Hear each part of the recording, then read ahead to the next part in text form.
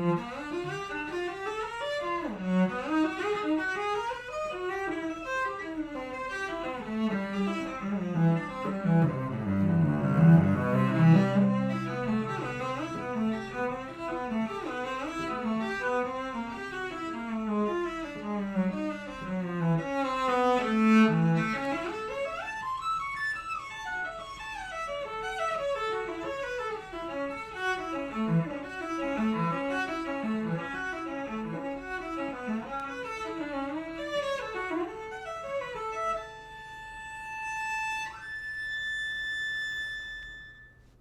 this thing on? Yeah, it's on.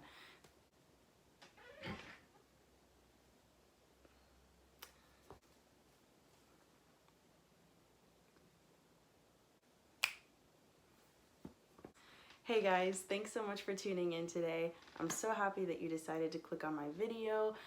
Make sure that you stay tuned for the second half of the video, which is the slow version of Popper 7, designed so that you can practice along with me. Before we go on to the slow version of Popper 7, I want to talk about a few things in this etude that you should be aware of while you're practicing. First of all, when you are playing any sort of etude or piece and the composer has given you a marking, make sure that you translate that marking if you don't know what it means. In this etude, Popper gives us the marking lebhaft, which is German for lively. Secondly, I wanted to talk about the clef changes. As cellists, we often change clefs from bass clef to tenor clef to treble clef all the time. In this etude, all three clefs are represented, so be sure that you highlight and mark to make sure that you are aware of the clef no matter what sections, because they change very frequently and you want to make sure you're playing all the correct notes. Next are the Roman numerals on the page. So you may already know what this means, but if you don't, I want to explain it just in case. So Roman numerals refer to the strings that you are playing on.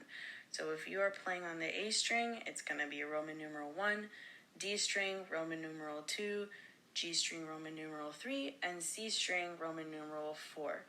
This is important because there are places where Popper refers to a string as a Roman numeral, and that means that you should play those notes on that string. And all the notes that are under the dotted line extending from the Roman numeral should be played on that string. One of the biggest challenges in this etude is bow use.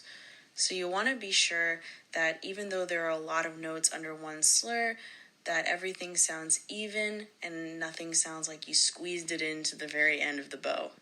The way to do this is to make sure that you evenly distribute each note on your bow. So make sure you stay in motion and that you're using the whole bow, but that you're aware of where each note should be placed on the bow and how much bow you need for each slur. If you do this, you'll definitely be setting yourself up for success. You'll be able to fit all the notes you need under each bow, and you'll be able to sound smooth and effortless while you do it. I did want to note that I made a bowing change on the second page of the etude here in the harmonic section. This is the only place that I changed a bowing in my at tempo run. The reason I changed the bowing here is because I find that the harmonics speak a lot better and the sound is a lot better if the notes aren't squeezed into one bow. However, if you really feel strongly about it, you're more than welcome to play all the notes in one slur like Popper notated.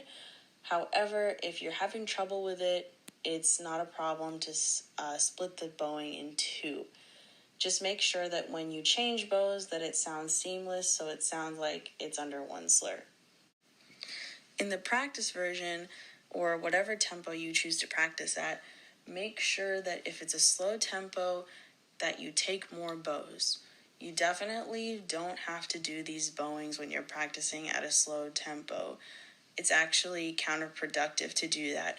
So make sure that if you're practicing at a slow tempo, you are using as many bows as you need to create a good sound so that you can hear your intonation and practice effectively. Another really big challenge in this etude is thumb position. One of the most important things you can do in order to have a really strong thumb position is to make sure that your arm is supporting your hand. This means that your arm should be up and out away from your body. You shouldn't be doing a chicken wing. You shouldn't be coming from behind the instrument or below the instrument. Your arm should be coming from above the fingerboard so that your fingers can come down onto the fingerboard and they're real nice and relaxed and rounded. Also, make sure that you have minimal wrist bend. Of course, it's okay if your wrist bends a little bit. You don't want to have a tight wrist, and I certainly am not recommending that you're tight in any way, shape, or form. You never want to be tight. But make sure that your wrist is in line with your forearm so that it's not bending in or up, because that can create a lot of instability in the hand as well as make way for injury. If you're having trouble with the thumb position in this etude, if your hand is getting tired or you feel like your hand is very weak, what you can do is pick a section from the etude that is hard for you, that's in thumb position. Just pick a couple measures, even one measure if that's all you can do, and repeat that slowly for 5 minutes. Or you can just do a scale in thumb position for 5 minutes. And then, or even do 2 minutes. If 5 minutes feels like too much, 2 minutes is more than enough. Then stop, take a break, step away, do something else, practice another section, go make some food, get a snack, get a drink. Just make sure that you're giving your body time to recover, because when you are building your strength in thumb position, it's super, super important to take breaks. If you are new to thumb position, I do not recommend jumping into this etude full force and trying to learn it in one day. Make sure you listen to your body, and if you're in pain, stop. And if you follow this and make sure that you don't over practice and take lots of breaks, you'll be able to gradually build up your thumb strength and your arm strength so that you can play well in thumb position and have the strength that you need, and do that without injuring yourself. Another challenge in this etude is the nature of the notes. So popper tends to be very chromatic. There are lots of sequences, arpeggios, and shifting to awkward positions. So the best thing that you can do is to make sure you're aware of the key areas within each section. Know what key you're in, know the scale in that position, and make sure that when you're shifting from one place to another, that you're aware of where your fingers are and where they need to end up, and what the relation between the two positions is. If you are interested in learning more about this etude, doing more study like this, and learning the other All-State etude as well in this fashion, you should definitely enroll in our 2020 Summer Texas All-State Bootcamp. It is an awesome way to prepare for All-State and All-Region, and even if you're not doing All-State and All-Region, it's an awesome way to structure your summer practice, and we're so excited to bring this camp to you this year, not just for violin like last year, but now for violin, viola, and cello. As you can see on the screen, there's a flyer with all the details about this exciting opportunity.